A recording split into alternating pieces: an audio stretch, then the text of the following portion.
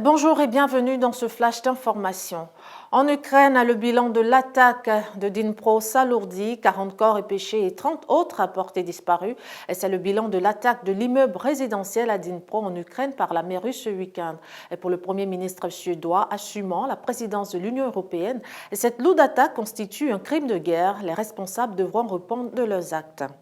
En RDC, attentat contre une église, au moins 10 personnes tuées. Attentat à la bombe dans une église pentecôtiste en RDC. Le dimanche, au moins 10 personnes tuées et 39 blessées. Cette attaque meurtrière s'est déroulée à Kasindi, ville frontalière avec l'Ouganda de la province congolaise du Nord Kivu. Un suspect de nationalité kenyane a été arrêté.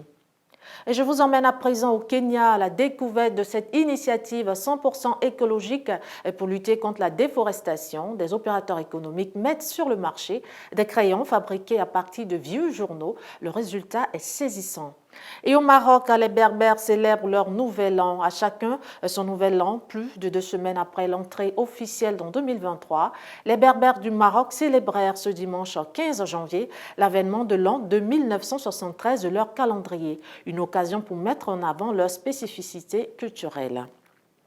Et pour finir, au tennis, Novak Djokovic enfin de retour à l'Open d'Australie, débuté hier lundi avec les qualifications pour le deuxième tour. C'est aujourd'hui mardi que le Serbe Novak Djokovic entre en lice après son absence due à son expulsion du pays l'année dernière pour avoir refusé de se faire vacciner contre la Covid-19.